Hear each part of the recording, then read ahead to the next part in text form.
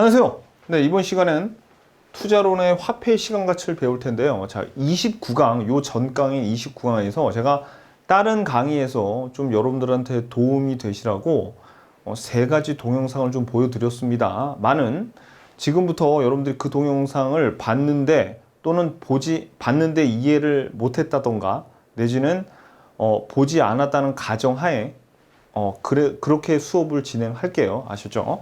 자, 그러면 오늘 배울 내용 중에서 중요한 게 포인트가 이거예요. 우리가, 화폐 시간하고 관련되어 있는 내용이 요 6가지가 있거든요. 근데 요 6가지의 관계 중에서 요 왼쪽에 있는 3개는 화폐의 미래 가치를 구하는 거고, 오른쪽에 있는 3개는 현재 가치를 구하는 거예요.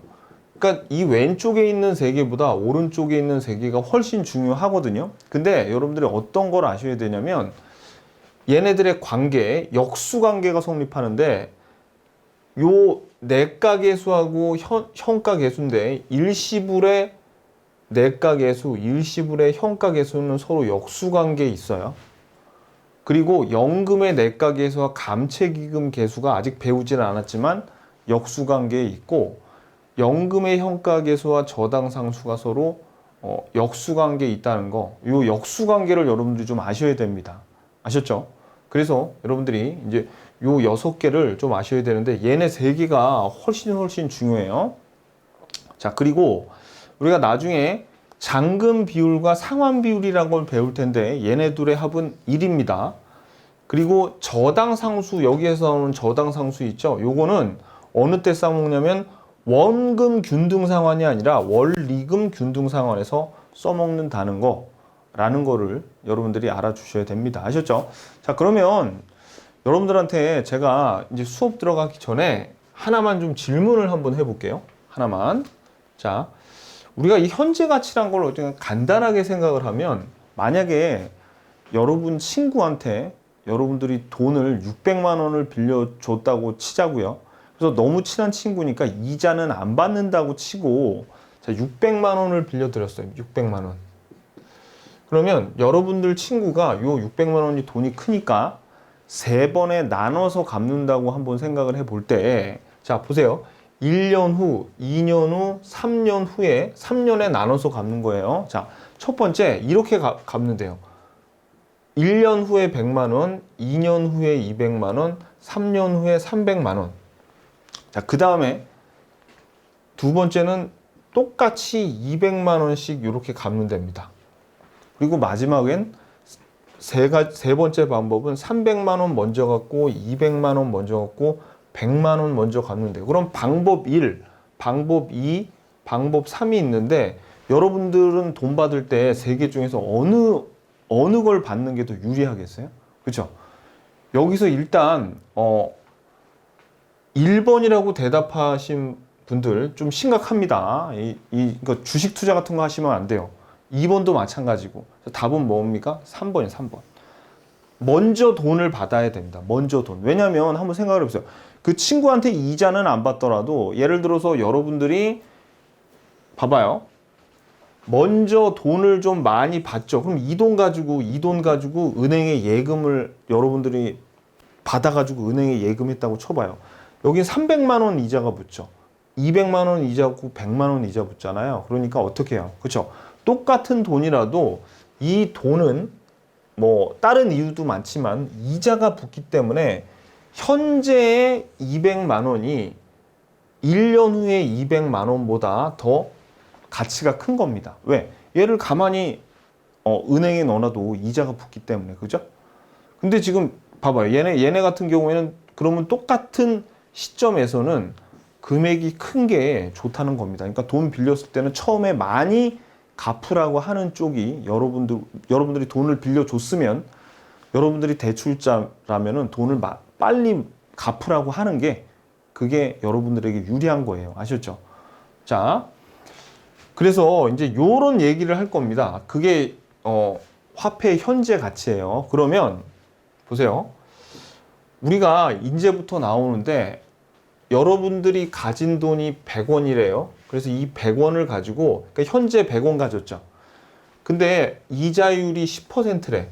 이자율이 10%일 때 이때 요 100원을 1년 후에 이자가 붙은 금액이 얼마예요? 이렇게 물어보죠. 그러면 여러분들은 우리는 단리가 있고 복리가 있어요. 이자를 붙이는데 우리는 단리는 없습니다. 그냥 복리만 생각하시면 돼요. 그럼 복리는 어떻게 계산하냐면 여러분들이 그냥 이거 이유 같은 거 상관없이 기계적으로 외우셔야 돼요. 자, 여러분들이 가진 돈 100원 있죠? 요 100원에다가 1을 무조건 써줘요. 거기에다가 여러분들이 지금 받으려는 이자율 10%죠. 그러니까 요 0.1이죠. 요거에다가 지금 1년 예금한다 그랬잖아요. 그럼 연도 몇 년인지 1년 요런 식으로 구하면 돼. 그러면 현재 가진 돈 100원에 이자율 10%에 3년 예금한다 그러면 이자 얼마 붙을까요? 그러면 여기에다가 요 연도를 3으로 이렇게 그러니까 1 이런 거예요. 100 곱하기 1 플러스 0.1, 1 플러스 0.1, 1 플러스 0.1을 이렇게 3번을 곱하는 게 요거를 3번을 곱하는 게 여기다 3승이 되는 거예요. 이렇게 구하는 거예요. 그러니까 기계적으로 그냥 이렇게 구해야 돼. 아셨죠? 자, 다시 연습 한번 해볼까요? 이번에는 여러분들이 예금을 하는데 가진 돈이 50원이래요. 그리고 이자율이 2%래. 그리고 5년 동안 예금하면 50원이 얼마 되는가 이거 한번 구해보세요 라고 하면 여러분들 어떻게 구하면 되면 여러분들이 가진 게 50원이죠. 돈이 50원이야. 그죠? 거기에다가 1에다가 이자율이 몇 %래요? 2%죠? 그러니까 0.0이고 몇 번을 곱해야 돼? 연도가 5년이니까 5승. 이렇게 구하면 돼요. 기계적으로. 아셨죠? 오케이. 됐습니다. 그냥 일단은 기계적으로 손이 먼저 따라가면 뭐 이유는 나중에 알게 되더라도 문제는 풀 수 있게 됩니다. 자, 봐봐요. 그러면 지금 이 상태에서 요거 100원에 이자율 10%를 예금을 하면 미래 1년 후에 이거는 얼마가 돼서 우리에게 찾아오겠어요? 미래 1년 후에 얘는 요 식을 따져보면 어떻게 해요? 그렇죠. 우리가 가진 돈 100원에 1에다가 이자율이 10%니까 0.1이죠. 여기다 1년 후니까 1승을 하게 돼요. 그러면 100에다가 1 플러스 0.1의 1승은 얼마입니까? 100 곱하기 1.1이죠. 그러니까 110원이 되겠네. 그죠? 그래서 현재의 100원은 이자율이 10%라면 미래에는 얼마란 얘기예요? 110원이란 1년 후에는 110원이 된다는 얘기입니다. 그럼 이건 어때요? 이자율이 만약에 5%래. 그러면 이자율 여기 0.1을 0.05로 고쳐야 되겠죠. 그럼 이게 얼마가 되냐면 105원이 돼요. 그러면 현재 100원은 미래에 이자율이 현재 100원은 이자율이 5%라면 미래에는 105원이 되는 거다라고 하는 거예요. 그럼 우리가 한번 생각해요. 여러분들. 그러니까 이게 중요해요. 포인트는 현재는 100원이고 미래는 얼마다 또는 미래는 얼마인데 현재는 얼마다라고 할 때 반드시 뭐가 들어가요. 무슨 율인 이자율이 얼마라는 게 있어야지 이게 미래에 얼마인지가 결정이 된다는 얘기예요. 무슨 얘기인지 아시겠죠? 그러니까 미래와 현재를 비교할 때는 반드시 요 이자율이 얼마인지가 나와야지 정해진다는 얘기예요. 미래의 가치가. 오케이, 됐습니다. 자, 그러면 봐봐요. 요거고 그 다음에 이제 우리가 이렇게 한번 생각해 보자고요. 미래의 110원이 그러면 다시 이거를 1년 전의 가치로 돌리려면 이자율이 뭘로? 이자율이 만약에 10%라고 할 때 그때는 어떻게 하느냐? 그때는 이것도 기계적으로 봐봐요. 요거를 100을 요걸로 곱해줬죠. 그러면 요게 이자를 곱하는 게 이자를 붙이는 거 아니었습니까? 그럼 이자를 빼주려면 어떻게 돼? 요거를 그냥 나눠주면 되는 거예요. 나눠주면. 기계적으로. 그러니까 미래로 보낼 때는 요거를 0.1을 더 1 플러스 0.1을 곱해주고, 그죠? 요거를 과거로 다시 현재로 돌리려면 어떻게 해야 된다? 요거를 나눠주면 돼. 다시 깨끗하게 보자고. 깨끗하게. 즉 무슨 얘기냐? 자, 우리가 요 공식 있잖아요. 요 공식. 요거 곱하는 거, 요 놈을 곱하는 거는 미래로 보내는 거야. 근데 요 놈을 요 돈으로 나눠주죠? 요거를 이걸로 나눠주죠? 그러면 어떻게 돼? 과거로 다시 돌아오는 거예요. 1년 전으로. 무슨 뜻인지 아시겠죠? 그러면 보세요. 여기 있던 100원을 미래로 보내면 이자가 붙기 때문에 얘네들의 크기는 증가하죠?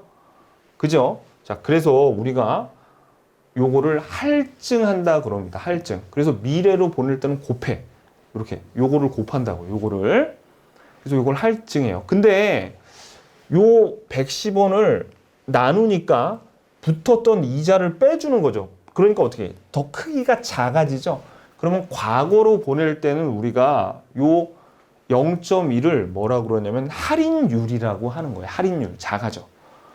현재로 보낼 때는 나눠줘. 그럼 우리가 이걸 뭐라고 하냐면 미래로 보낼 때면 이 10%가 똑같은 이자율 10%인데 미래로 보낼 때는 우리가 할증률이라 그러고 요거를 과거로 현재로 보낼 미래에 있는 걸 현재로 보내거나 현재에 있는 걸 과거로 보낼 때는 그때는 요 똑같은 10%지만 얘는 뭐라 그래요?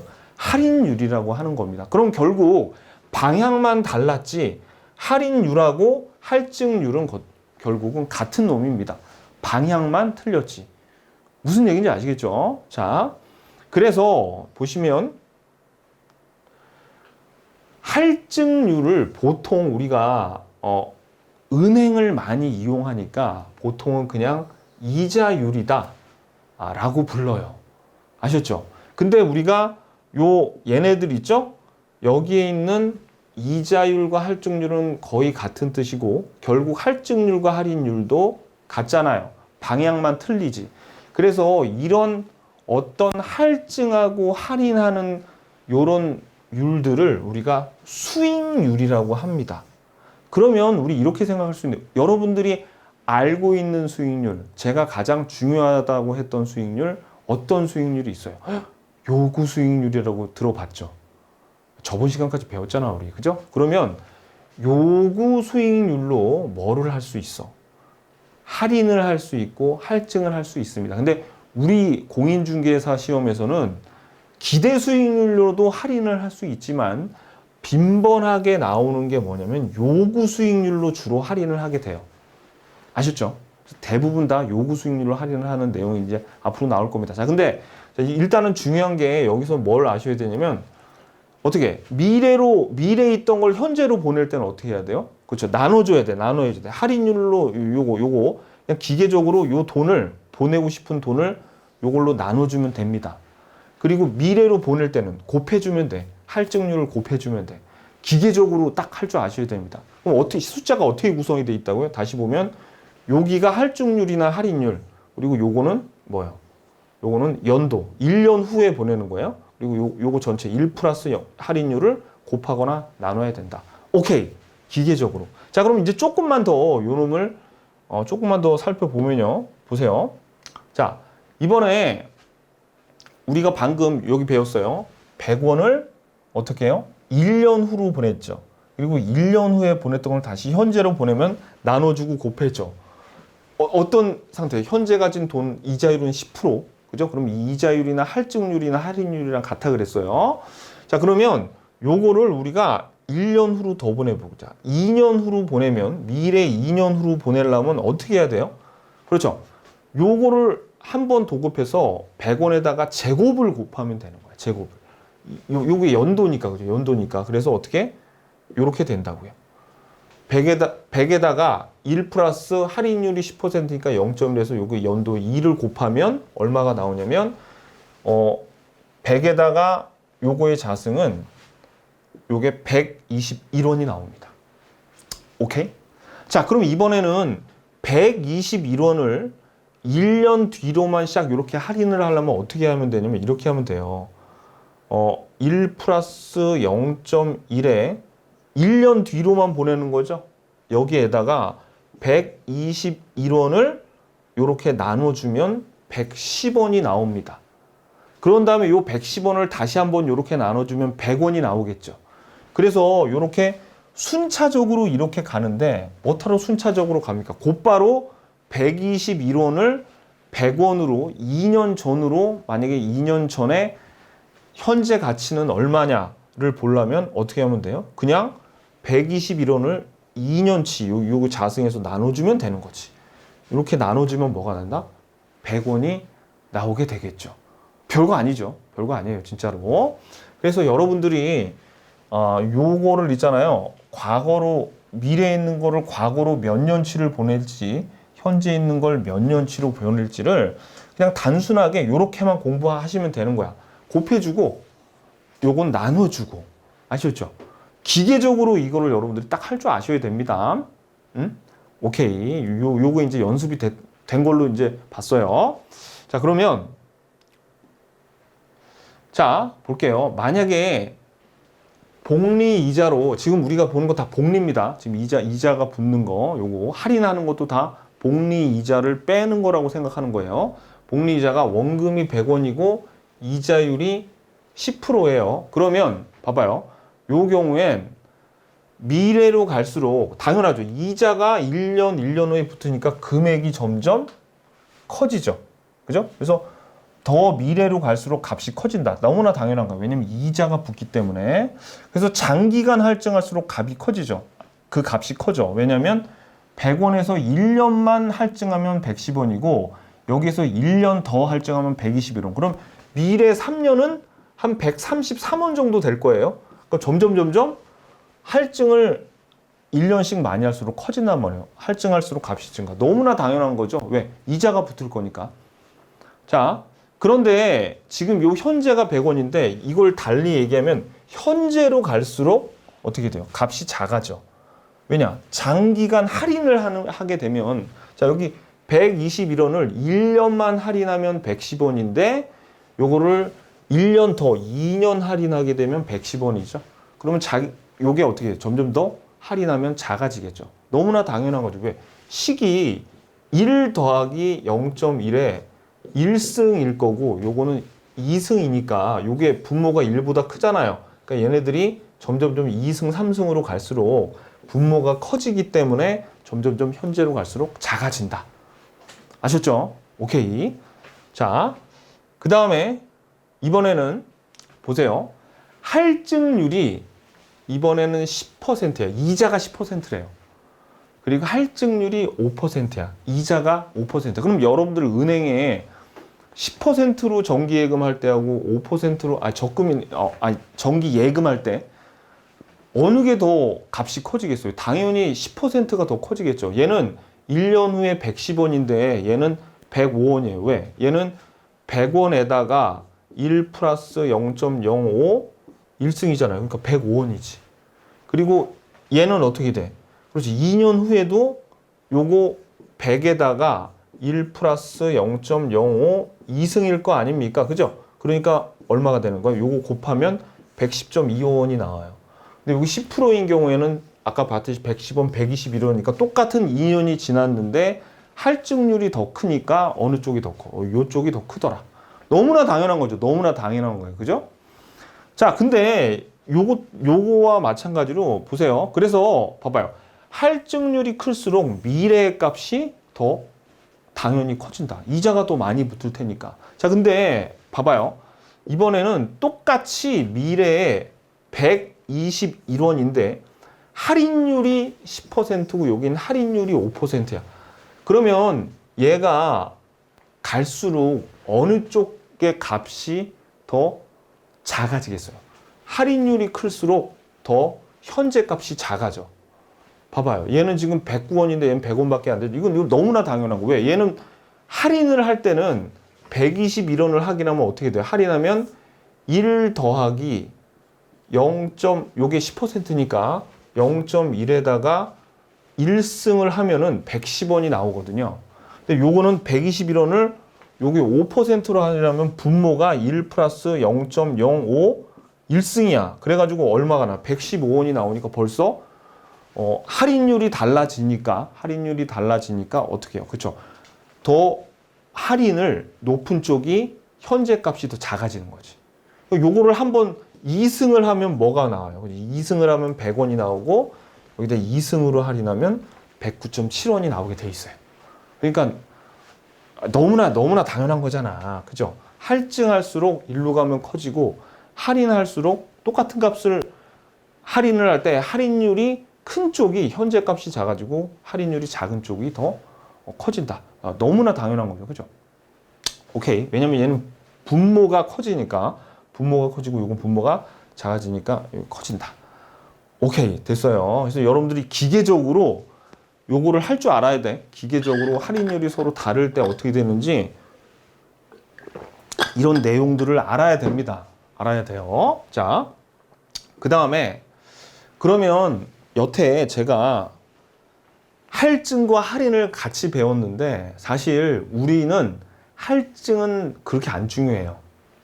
우리 시험은 할인, 뭐 회계건 뭐건 간에 할인이 훨씬 중요합니다. 할인이. 그러면 할인을 왜 한가? 라는 걸 물어보려면 왜 도대체 현재 가치를 구하지? 라는 걸 물어볼 거예요. 그러려면 뭐를 하기 위해서냐면 미래의 돈과 미래 1년 후의 돈과 지금 현재의 돈의 크기를 서로 비교하려고 하는 겁니다. 크기를 비교하려고. 크기를 왜 비교해요? 투자하려고, 투자.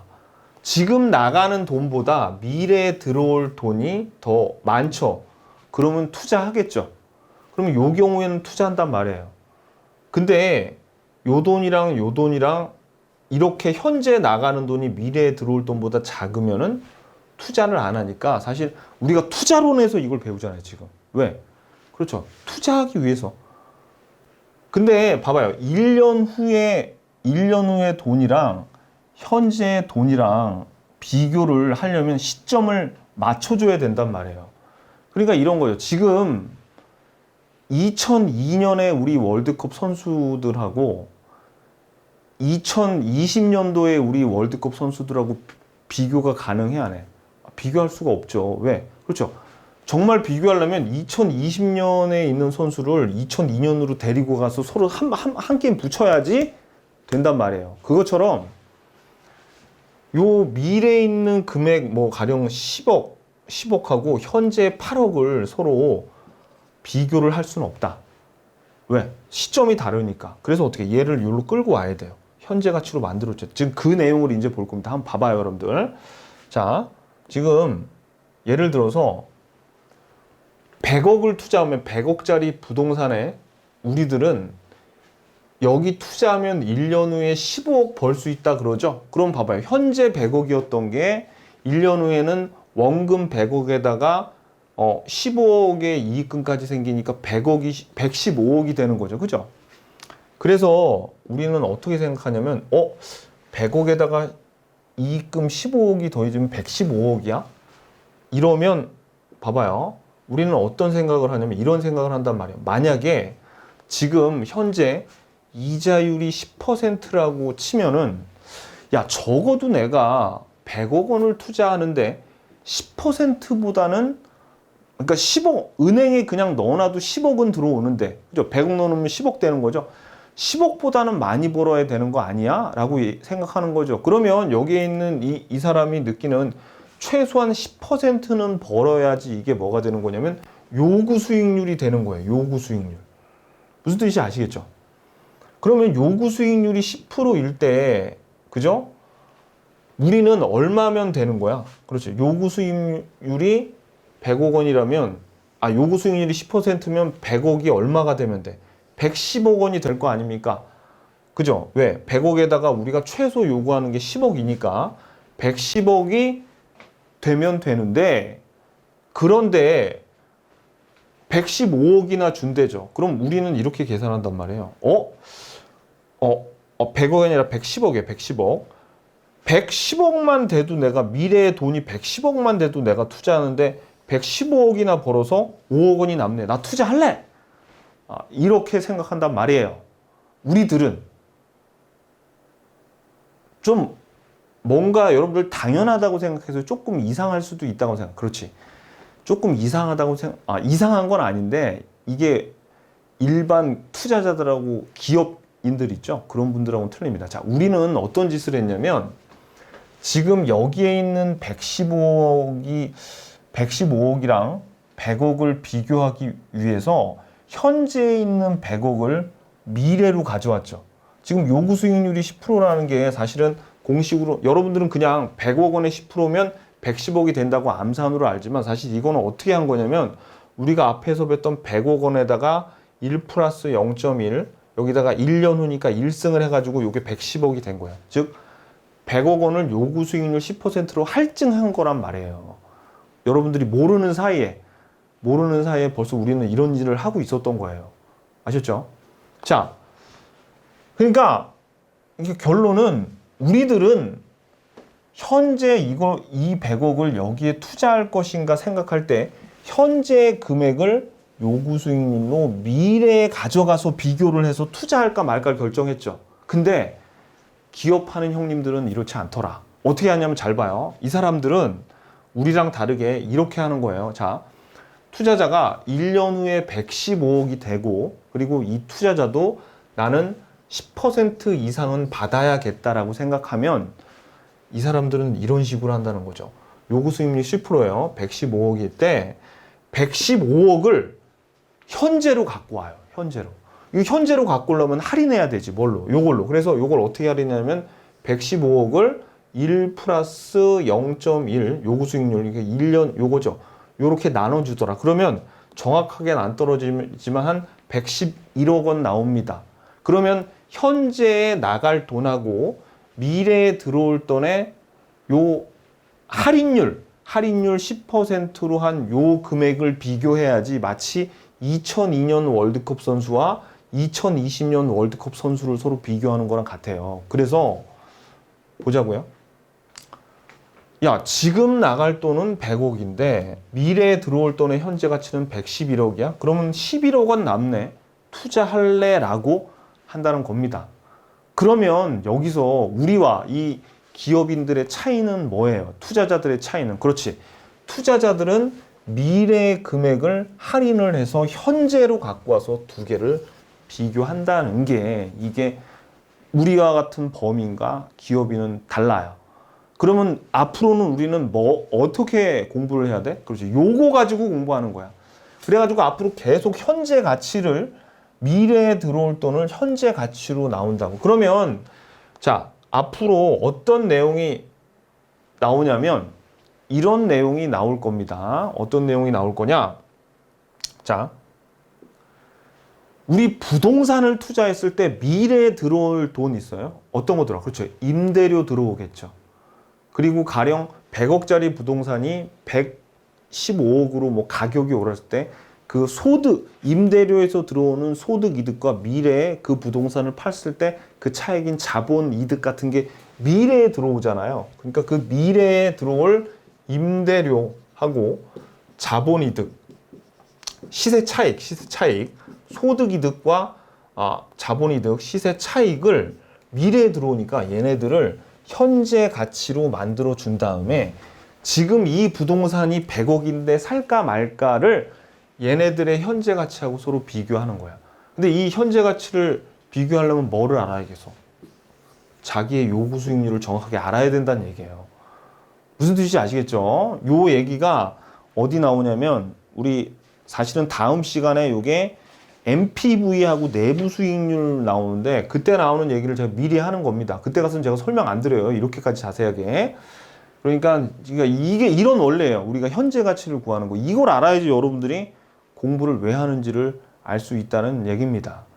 무슨 얘기인지 아시겠죠? 오케이, 요거. 자, 그래서 현재 가치는 이것 때문에 하는 건데, 자, 그러면 이제 우리가 화폐 시간, 일단은 현재 가치를 왜 구하는지 아는 게 제일 중요해. 안 그러면 여러분들이 공부하는데 그냥 뭐 허침 쓰는 거랑 같아요. 그러면 지금까지 배운 내용 결론을 한번 내리면 첫 번째, 그렇죠. 우리 손으로 그냥 할 줄 알아야 돼요. 미래로 돈을 보낼 때는 곱해주고, 그죠? 어떤 걸 곱했어? 우리가 미래로 보낼 때는 요거 곱해줘, 그죠? 근데 미래에 있는 걸 현재로 보낼 때는 요거를 나눠줘. 그거 기억하시고, 그 다음에 현재 가치를 왜 사용해야 되는지 거기에 대해서 확실하게 이해가 됐으리라고 봅니다.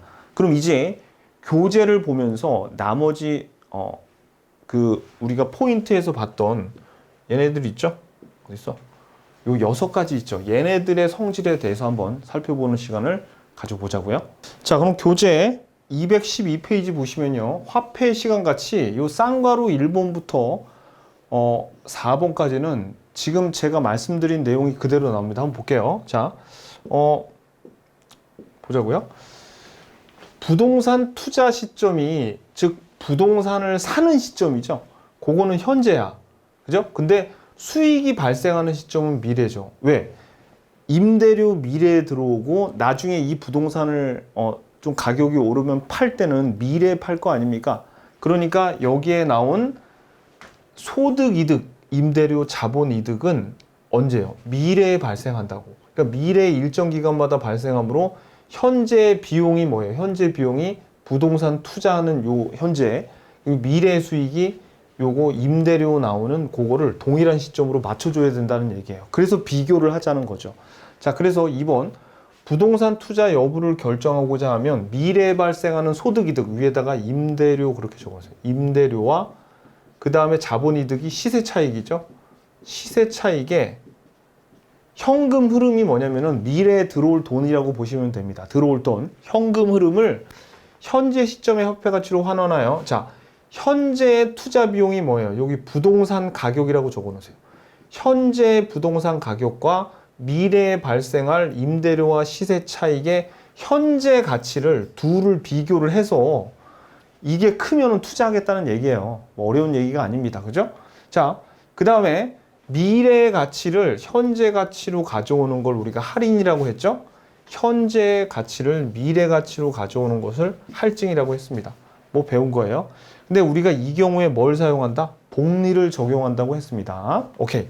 자, 그 다음에 자, 지금부터 우리가 요 배울 내용이 화폐의 미래 가치와 현재 가치가 나오는데 자, 봐봐요. 일단 일시불의 미래 가치가 뭐냐면 우리가 앞에서 배웠던 요거 얘기하는 겁니다. 이거 뭐 그렇죠. 돈에다가 요거 1 플러스 RN 요거 있죠? 연도, 이자율 요거를 곱해가지고 미래로 가는 거 그거 얘기하는 게 일시불의 미래 가치예요. 그래서 공식은 이거하고 만약에 요거는 뭐예요? 일시불의 현재 가치는 미래 가치를 현재 가치로 만들어 준다고요. 그죠? 그래서 이거는 뭘 의미하냐면 자 요거 아까 일시불의 현재 가치 요거 나눠주는 거 이거 배웠잖아. 우리 앞에서 뭐 배웠어? 자, 앞에서 우리 제일 처음에 배운 게 이거예요.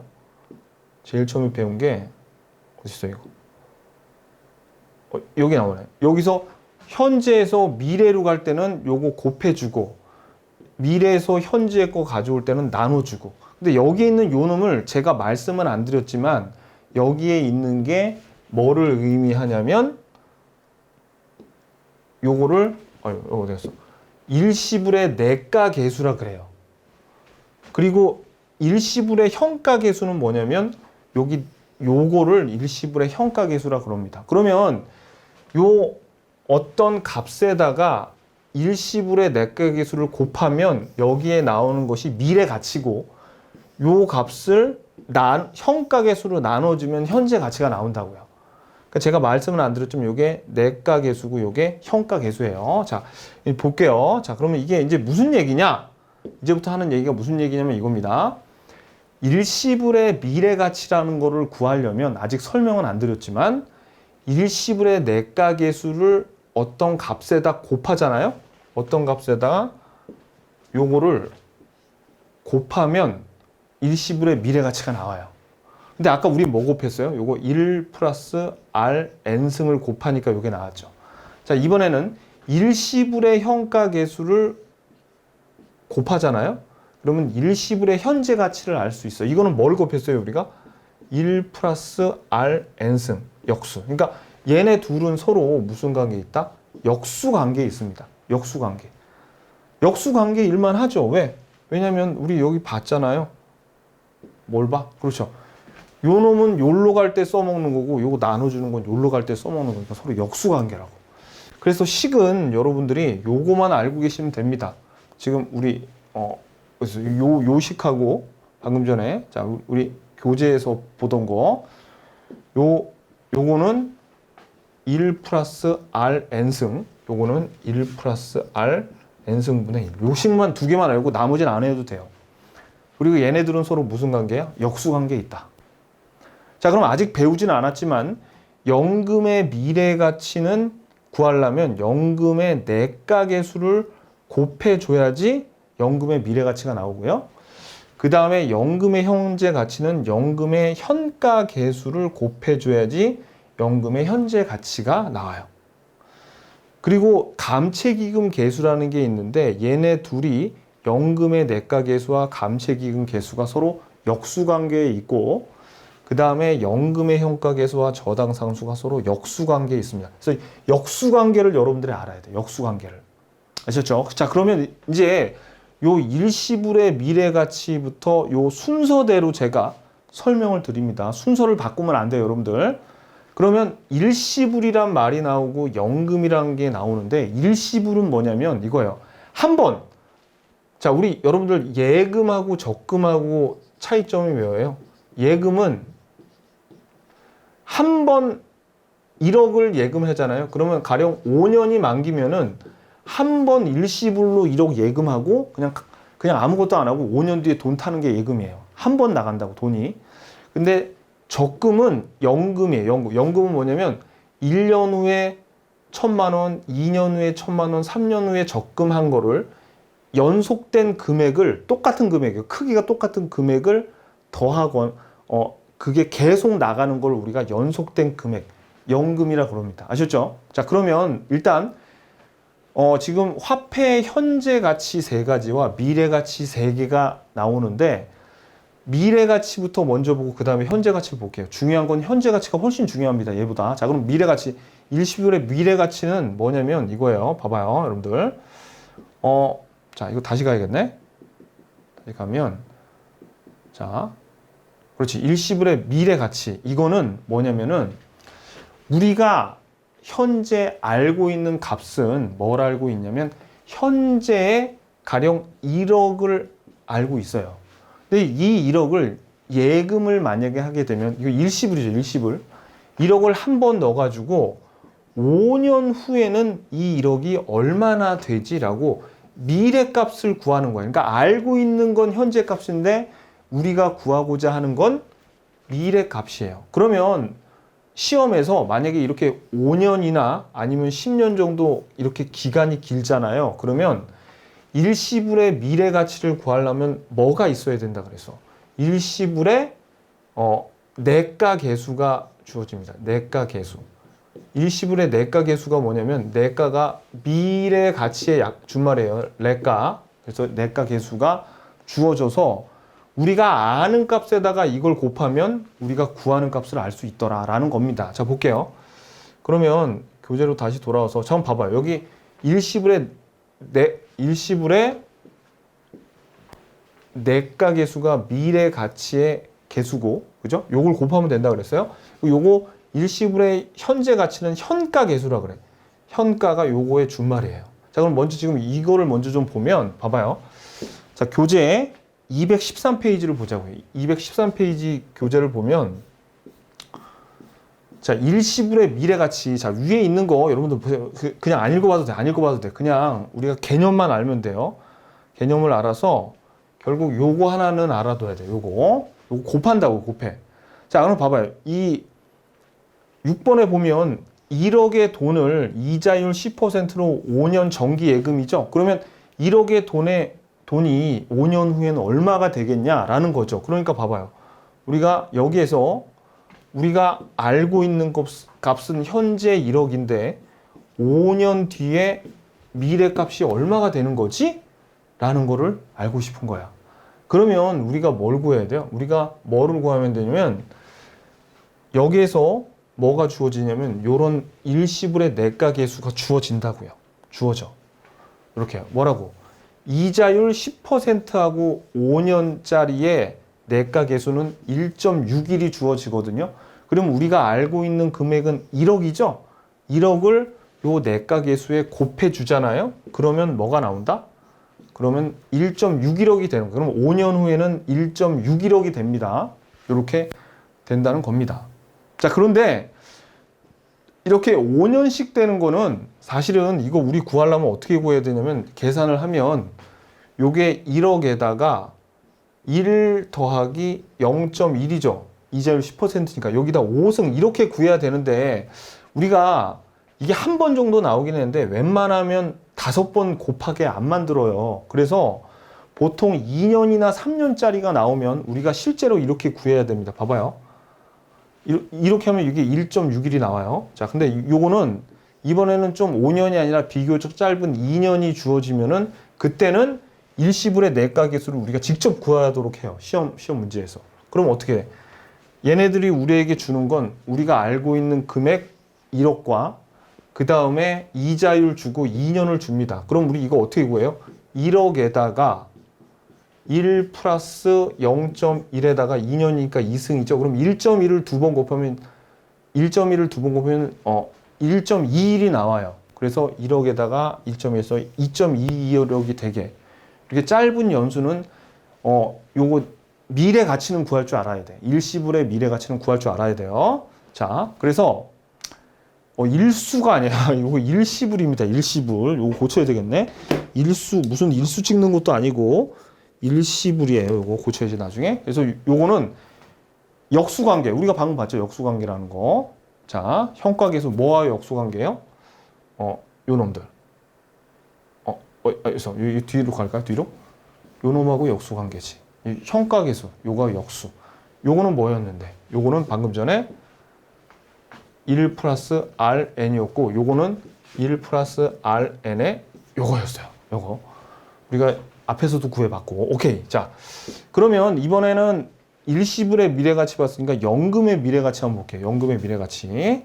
그럼 연금의 미래가치는 뭐냐면 몇 페이지 보시냐면 자, 214페이지 보시면 되는데 요것도 그림으로 먼저 개념을 잡아야 돼요. 자, 그럼 일시불의 미래가치는 한 번, 일시불이니까 한 번 돈이 요건 알고 있는데 미래가 얼마가 되지? 요건데 연금의 미래 가치는 이거예요. 예를 들어서 적금을 1,000만 원씩 요렇게 4번을 일정하게 연금이죠. 4년 동안 집어넣으면 미래 4년의 미래 가치는 얼마예요? 그러니까 우리가 알고 있는 거는 이 아는 값 요거 4개는 다 같죠. 다 같아. 요거를 4년 동안 4번 넣으면 얼마가 되느냐. 자, 그러면 이러면 꼭 이러시는 분들이 있어요. 선생님, 이거 4번 더하면 4천만 원 아니에요? 아니죠. 왜? 왜냐면 이거 보세요. 요 놈은 1,000만 원 집어넣었죠. 그러면 이자를 어떻게 해요? 이자가 하나, 둘, 3번 이렇게 붙는다고. 얘 같은 경우에는 이자가 한 번, 2번 붙죠. 얘는 이자 한 번 붙고 얘는 이자 안 붙고 뭐 그런 식으로 각각의 값이 다 1,000만 원보다 커지게 돼 있어. 그러니까 여기는 4천만 원보다 더 커야 돼. 이 네 개의 합보다. 그래서 한 뭐 5천 얼마, 5천만 얼마 이렇게 된다고. 그러면 자, 이것도 마찬가지예요. 우리가 아는 값은 1,000만 원이야. 근데 우리가 모르는 값은 이거죠. 그러면 뭐를 구해야 돼? 아니, 뭐를 우리에게 주어지냐면 시험 문제에서 연금의 내과 계수를 주어져요. 그럼 1,000만 원에 그걸 곱하면 돼요. 자, 한번 볼까요? 자, 요거를 우리가 보면 자, 시험 문제 이제 싼 거는 6번을 보자고요. 6번 214페이지에 봐봐요. 여기 10년이야, 10년. 10년 동안 매년 1,000만 원씩을 정기 적금한대. 정기 적금. 그러면 10년 후에 얼마가 되겠느냐 이러면 10년 그리고 얘네들 10%예요. 10%라고 여기 주어졌어야 돼. 10%의 10년이면 연금의 내과 계수가 15.93이라는 걸 주어집니다. 우리 시험에서 주어져요. 자, 그러면 이 경우에는 어떻게 구하면 돼요? 그렇죠. 우리가 알고 있는 건 1,000만 원이니까 이 1,000만 원에다가 요 연금의 내과 계수를 곱하면 되는 겁니다. 아셨죠? 요거는 시험에 주어져요. 이런 식으로. 아셨죠? 아무것도 아니죠. 근데 여러분들이 이 계산이 중요한 게 아니라 그럼 뭘 해야 돼요? 연금의 내과 계수는 뭐가 주어지고 뭐를 구해야 돼요? 그렇죠. 매년 넣는 요 값을 알고 있어. 요걸 알고 있는데 미래에 이거에 다 합친 값이 얼마가 되는지 요거를 아는 겁니다. 그걸 구하려면 연금의 내가계수가 주어질 거예요. 아셨죠? 오케이. 자, 근데 봐봐요. 이게 연금의 미래가치인데 감채기금 계수는 연금의 미래가치하고 역수라 그랬죠. 그러면 감채기금 계수는 이거랑 반대로 뭐냐면 우리가 미래의 가치가 얼마인지는 알아. 미래 가령 2억을 만들려면 매년마다 10년 동안 얼마씩을 적금을 해야지 요 2억이 나올까예요. 그러니까 연금의 미래 가치는 얘 얼마씩 넣는가는 아는데 요거를 몰라. 근데 역수인 감채기금 계수는 요거는 아는데 이거를 몰라요. 그러니까 봐봐. 자, 봐봐요. 감채기금 계수는 봐요. 반대죠? 이걸 알아. 예를 들어서 10년 후에 2억을 만들려면 매년 얼마씩 적립을 해야 돼? 라는 걸 물어봐요. 그럼 이것도 마찬가지입니다. 요 미래 가치의 2억을 알고 있죠? 그럼 시험에는 뭐가 주어져? 감채기금 계수가 우리에게 주어지겠죠. 그러면 요거를 곱하면 뭐가 나온다? 매년마다 적립해야 되는 값이 나오게 돼 있어요. 자, 그럼 우리 한번 볼게요. 요것도 215페이지 보면, 자, 여기 보면은 연금의 내가계수 이런 거 외우는 거 아닙니다. 그냥 이거 넘어가시고 이렇게 위에 있는 거 그냥 보지 마세요. 보면 더 헷갈려. 이런 거 제가 칸에 넣어놨지만 보는 거 아니에요. 시험 문제 이런 거 안 나옵니다. 이런 거 예전에 나왔는데 걔네들 다 정신병원으로 갔어요. 이런 거 내는 거 아니야. 정신이 나가지 않는 이상 이런 거 내면은 정신이 나간 사람입니다. 아셨죠? 자, 그럼 볼게요. 자기네들도 못 외울 거예요. 출제위원 그때 냈던 사람들 자기네들도 못 외운다고 나중에 양심선언을 했어요. 그래서 안 낼 거예요. 자, 그럼 볼게요. 요거는 자, 요것도 문제를 봐봐요. 봐봐. 자, 10년 후에 노후자금 봐. 자, 10년 후에 노후자금 1억 만드는댔죠. 그러면 이자율 10%로 얼마씩 매년 10년 동안 납부해야 되느냐? 그러면 감채기금 계수가 주어진단 말이에요. 10%에 10년은 0.0627이니까 우리가 아는 거는 요 1억이죠. 1억에다가 요거 곱하면 즉 뭐에다? 1억에다가 아까 감채기금 계수 곱하면 요게 나오는 거야. 요게. 그래서 얼마씩 부어야 돼? 얼마씩 620만 원 정도 부으면 된다는 겁니다. 근데 여러분들이 주의하실 게 시험 문제에 이렇게 나올 수 있어요. 여기에 감채기금 계수를 주는 게 아니라 여기에다 뭘 줄 수 있냐면 연금의 내가계수를 줄 수 있어. 그럼 연금의 내가계수를 주면 이거의 역수가 뭐가 되는 거예요? 감채기금 계수가 되겠죠. 이런 식으로 시험 문제 잘 냅니다. 요거 꼭 기억하셔야 돼요. 요거 역수관계를 알고 있어야 돼. 아셨죠? 자, 그래서 다시 한번 정리해 볼게요. 우리가 미래 가치는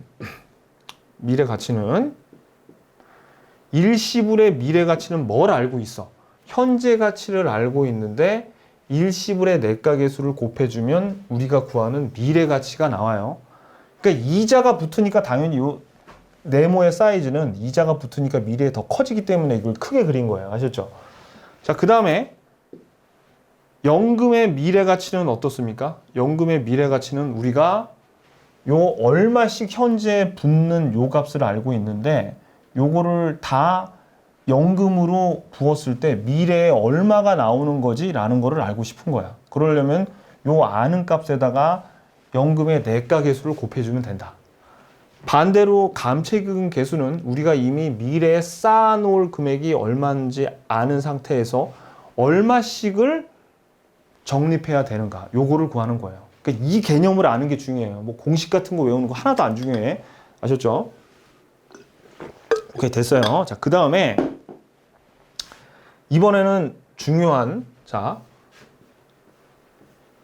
화폐 현재 가치가 훨씬 중요한데 일시불의 현재 가치의 공식 이 정도는 알아줘야 돼요. 요거만 외우면 된다. 요거만. 그래서 실제로 구할 줄 아셔야 돼요. 그래서 2년짜리도 앞에서 한번 구하고 1년짜리도 이렇게 현재 가치로 만들 줄 아셔야 됩니다. 그럼 이것도 마찬가지입니다. 봐봐요. 자, 이거는 뭐냐면 10년 후에 2억이래. 10년 후에 2억이래요. 그러면 지금 이게 현재인데 쭉 가서 10년 후가 2억이 돼요. 그러면 이 2억을 뭘로? 사실은 이거 제대로 구하려면 어떻게 되냐면 2억에다가 요 이자율이 10%죠. 10%. 그러니까 1 플러스 0.1에 요거를 10승하면은 요 현재 가치가 나옵니다. 공식대로. 근데 시험에는 이거 10번 곱하기는 못하겠죠. 그러니까 뭐가 주어냐면 현가 계수를 주어져요. 그러니까 2억에다가 요거를 곱하면 그냥 10년 후에 2억짜리가 현재 1,200만 원밖에 안 된다는 걸 알 수 있습니다. 자, 그럼 봐봐요. 이게 무슨 얘기냐면 이것도 그림으로 한번 보면 일시불의 현재 가치는 자, 우리가 지금 여기 10년 후에 2억이란 걸 알고 있죠. 그럼 요 10년 후에 있는 2억이 현재 값은 얼마냐를 알고 싶어. 그러면 아까 뭐가 주었어요? 일시불의 현가 계수가 주어졌죠? 그게 뭐였어요? 그게 아까 0.027이었잖아. 요거를 2억에다 곱하면 우리가 아는 게 알고 싶은 현재 가치가 나온다고. 아셨죠? 오케이. 자, 근데 요게 이렇게 현가 계수는 10년 정도면 주어지는데 1년 후래요. 이러면 주어질까 안 주어질까? 안 주어지죠. 그러니까 이건 그냥 손으로 구해야 돼. 어떻게? 1년 후에 5.5억인데 요게 현재 가치는 얼마냐? 10%. 이렇게 나오면 이거 어떻게 구해야 돼요? 5.5억 분의 1 플러스 10%니까 0.1에다가 1년이죠, 1년. 1년을 요거를 할인을 해 주는 거죠. 그죠? 그러니까 이렇게 나오는 거 아닙니까? 그래서 5억이 나와요. 아셨죠? 2년 후에 뭐 5.5억은 얼마예요? 5.5. 그러면 이거는 요거 제곱해서 이렇게 구해야지. 1.2를 넣어서 이렇게 나오죠. 그죠? 오케이. 그래서 1년 후나 2년 후 현재 가치는 반드시 구할 줄 알아야 돼요. 여러분들이. 요거. 자, 이게 일시불의 현재 가치입니다. 자, 그러면 이제 봐봐요. 연금의 미래 가치 있죠. 연금의 미래 가치. 요거는 우리가 연금이 미래에 연속적으로 1,000만 원씩 예를 들어서 1,000만 원씩 4년 동안 임대료가 들어올 걸로 예상을 하고 있어요. 그러면 얘네들의 현재 가치는 얼마냐? 그러니까 알고 있는 거는 미래에 들어올 임대료가 얼마인지를 알고 있는데 얘네들을 어떻게 해요? 그렇죠. 요것들을 요렇게 현재 가치로 합은 4천만 원 아니에요, 선생님? 이렇게 얘기하면 큰일 납니다. 왜? 4천만 원보다 작아야 돼.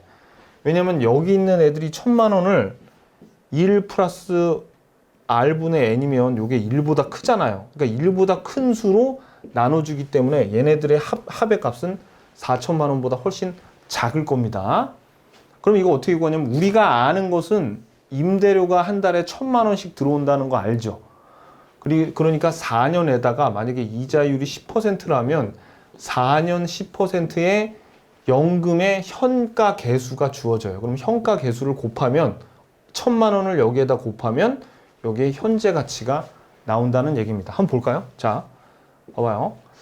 요것도 우리가 연금의 현재 가치 보면 자, 공식 같은 거 외울 필요 없다 그랬어요. 그냥 문제가 어떤 식으로 출제되냐. 자, 봐봐요. 대상 부동산이 임대료가 1,000만 원인데 매년 말에 나와요. 5년짜리죠?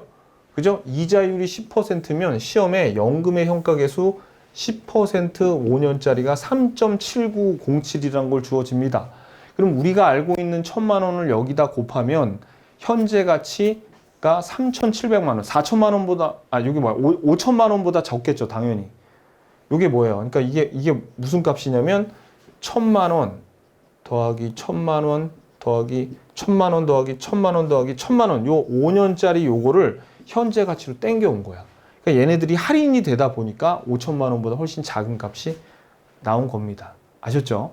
근데 5년 정도 되면은 이렇게 손으로 구하라고 안 하고 연금의 현가 계수를 주는데 만약에 2년치죠, 2년치.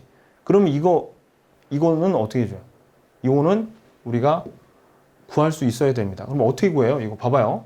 임대료가 1,000만 원에다가 2년치의 임대료인데 이자율 10%죠. 이러면 어떻게 구해? 그렇죠. 이렇게 구하는 거예요. 자, 1,000만 원 나올 때 1년 후에 1,000만 원, 2년 후에 1,000만 원이니까 요거는 1 플러스 10%니까 0.1에 1승 더하기 1 플러스 0.1에 2년 후에, 그러니까 2년 할인해서 그래서 요거랑 더해요. 그러니까 이게 바로 요거야.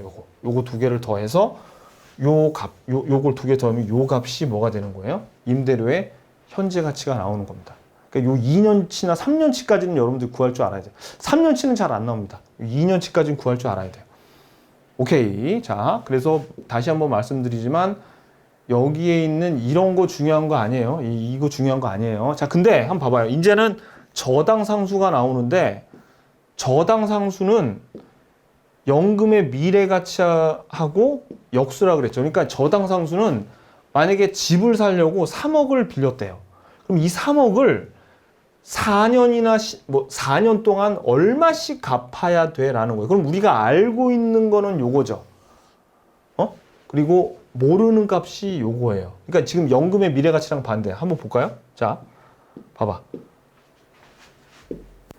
자, 저당 상수는 알고 있어. 그러니까 얼마씩 갚아야 나가야 되느냐. 요거를 구해야 돼. 그럼 마찬가지로 이게 4년이면은 3억을 빌렸다고 하면 4년, 그리고 이자율 10%라면 10%의 저당 상수가 지어지겠죠. 3억을 여기에다가 곱하기만 하면 요 놈이 나온다는 얘기예요.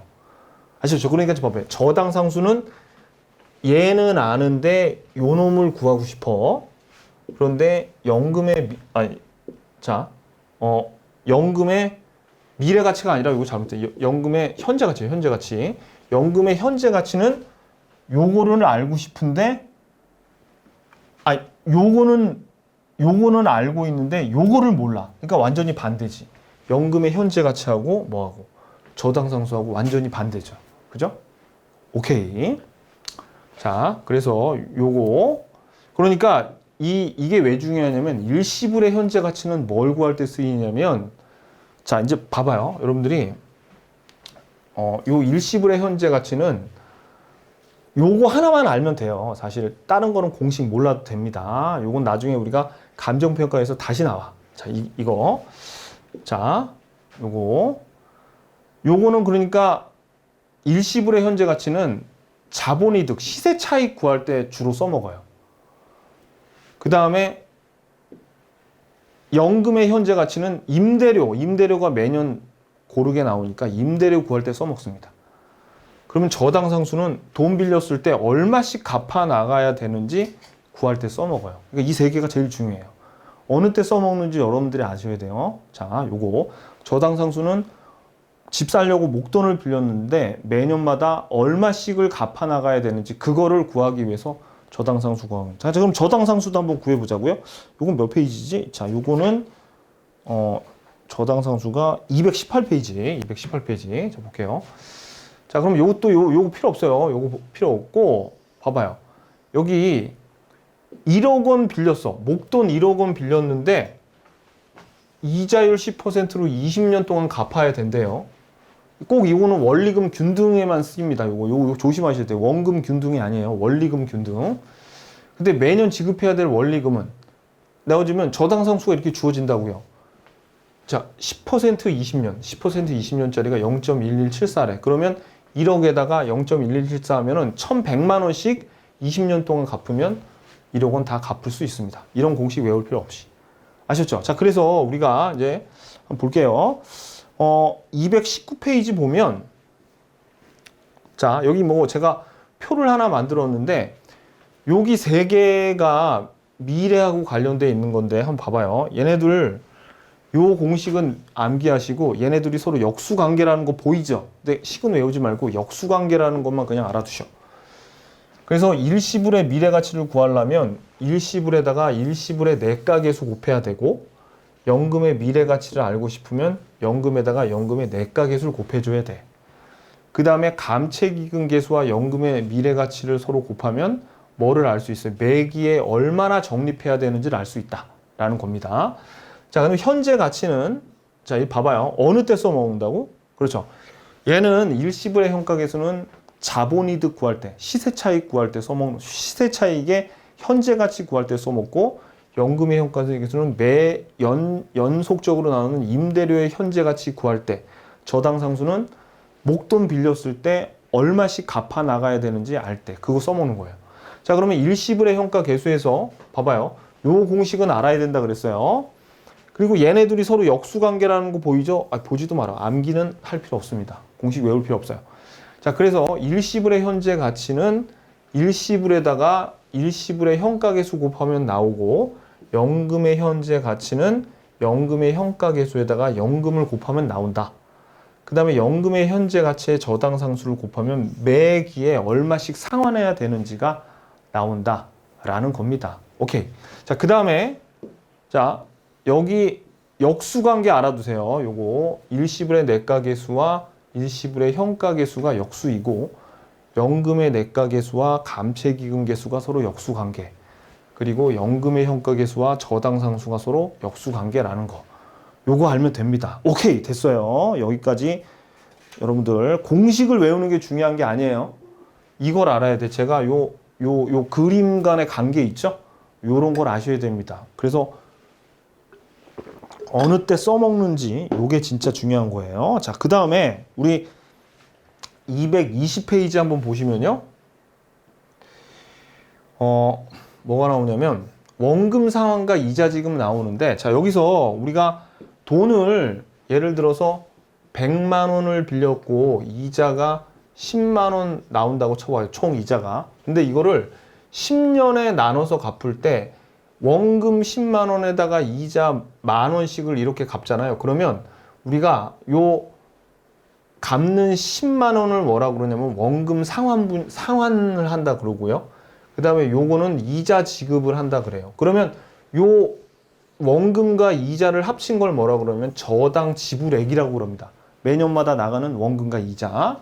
근데 요 내용은 나중에 우리가 금융론에서 자세하게 배울 거니까 요건 그냥 넘어가세요. 요거 넘어가는데 요거 하나만 보세요. 뭘 보냐면 잔금 비율과 상환 비율이 나와. 자, 이거는 무슨 뜻이냐면 예를 들어서 100만 원을 빌렸어요. 근데 만약에 60만 원을 갚았대. 60만 원 갚았어요. 그러면은 40만 원은 못 갚았다는 얘기죠. 그럼 봐봐요. 여기 60%는 갚았죠. 그걸 우리가 상환 비율이라 그러고, 안 갚은 40만 원은 40%겠네요. 요 비율을 우리가 잔금 비율이라. 그래서 잔금 비율은 밑줄 원금에 대한 잔금의 비율을 잔금 비율이라 그런다. 원금 100만 원 대 40만 원이니까 40%죠. 요게 잔금 비율이라고 해요. 원금의 미상환분. 그죠? 자, 그러면 요 상환 비율은 뭐야? 상환 비율은 이미 원금의 상환액, 원금을 갚은 금액, 그죠? 갚은 금액이 원금에서 차지하는 비율이니까 결국 요게 중요합니다. 잔금 비율에다가 상환 비율을 더하면 뭐가 나온다? 1이 나온다는 게 요게 중요해요. 아시죠? 요건 꼭 알고 계셔야 돼. 뭐 어떻게 보면 당연한 거죠. 자, 근데 여러분들이 이거 좀 난이도가 있는 건데, 지금부터 제가 설명을 좀 드릴 테니까 그냥 여지껏 배운 내용을 응용한다고 생각하고, 만약에 이해가 안 되면 그냥 넘어가세요. 아셨죠? 그냥 넘어가시는 것도 괜찮은 방법이야. 봐봐요. 이건 무슨 얘기냐? 원리금 균등 상환 방식으로 100만 원을 빌렸대요. 100만 원을 대출 받았을 때 10년 동안 대출 기간이 10년이에요. 근데 5년밖에 안 지났어요. 5년밖에. 반은 갚았겠네. 10% 이자로. 근데 저당 상수가 요거고요. 그 다음에 연금의 현가 계수는 이거 10년 10%, 5년 10%가 각각 이렇게 나왔을 때 우리가 구하고자 하는 것은 미상환 잔금하고 잔금 비율을 구하는 겁니다. 자, 근데 이거는 자, 이게 무슨 얘기냐면 이거예요. 자, 한번 보세요. 이거는 지금 어떤 상황이냐면 0년에 100만 원 빌렸어요. 그러면 0년 다음인 1년 후에, 2년 후에, 3년 후에, 4년 후에, 5년 후에 요거를 일정한 금액을 갚아줘야 돼. 그러면 목돈 100만 원 빌렸을 때 10년 동안 얼마씩 요놈은 같은 값이겠죠. 얼마씩 갚아야 되는지를 구하는 거는 뭐를 곱해야 됩니까?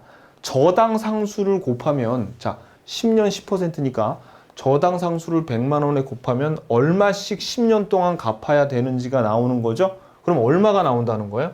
그러면 요 0.1674를 100만 원에 곱하면 16.74 이렇게 나와요. 그냥 우리 이거 16만 원이라고 치자고요. 그냥 계산하기 힘드니까. 그러면 매년 16만 원씩 10년을 갚아야지 다 갚는 거야. 그죠? 그러니까 우리가 저당 지불액은 16만 원 정도가 돼요. 16.74원이니까. 같아. 자, 그러면 우리가 5년 경과 후에 잔금은 5년이 경과한 후에도 안 갚은 금액이죠. 그러니까 봐봐. 5년이 지나면 여기인데 5번을 다 갚죠. 그러면 몇 번이 남았어요? 5년이 지났으니까 이제 여기가 현재가 되고요. 요 5개를 어떻게 돼요? 현재 가치로 만들어줘야 돼. 그죠? 그럼 잔금이 얼마인지 물어보는 거죠. 그죠? 그러면 요 현재 가치로 만들어준다는 것은 여기 있는 이자가 다 빠져나간다는 얘기예요. 그죠? 그러면 얼마가 된다는 거야? 5년 후에 잔금은 여기에 있는 거를 다 어떻게? 연금의 현가계수를 곱해줘야지. 5년짜리 10% 이자로. 요거. 그러니까 어떻게 해요? 요게 뭐가 나왔어요? 아까 16.74였죠? 16.74에다가 3.7980을 곱하면 요거에 대한 합이 나온다는 얘기예요. 무슨 얘기인지 아시겠죠? 그래서 요 5년 후에 잔금은 그런 식으로 구하고, 그러면 잔금 비율은 뭡니까? 잔금 비율은 지금 여기서부터 여기까지가 안 갚은 거죠. 그죠? 여기서부터 여기까지 안 갚은 거고, 원금, 총 원금은 뭐예요? 여기서부터 요거 전체가 총 원금 아닙니까? 그러니까 요거를 구하려면 어떻게 해야 돼? 연금의 현가계수 10년짜리 써먹어서 이걸 다 더해서 분모로 놓고, 그 다음에 여기서 5년짜리 있죠? 5년짜리 잔금은 어떻게 해요? 요거 5년 10%를 구하면 되는 겁니다. 그러면 요거 분의 요거 있죠? 연금의 현가계수, 총 연금의 현가계수 분의 5년짜리 연금의 현가계수 하면 잔금 비율이 나와요. 오케이? 그 원리가 그냥 이렇게 되는 겁니다. 알아두세요. 근데 시험 문제는 만약에 좀 더 어렵게 내려면 연금의 현가계수를 안 주겠죠. 왜? 저당 상수를 이미 줬네. 그러니까 저당 상수의 역수가 뭐예요? 요거란 말이에요. 그러니까 0.1674분의 1이 뭐가 되냐면 6.1445가 된다는 얘기입니다. 그죠? 좀 어렵죠. 그죠? 어려워도 이해가 안 가면 그냥 넘어가세요. 오케이, 괜찮아. 자, 그래서 결론은 잔금 비율은 어떻게 구하냐면 이렇게 구한다는 거예요. 방금 전에 10년짜리 총 상환기간의 연금의 현가계수에다 남은 연금의 현가계수 5년이었죠. 요거를 서로 어떻게 요렇게 나눠주면 잔금 비율이 나온다는 얘기입니다. 그 원리예요. 그 원리. 오케이? 좋았습니다.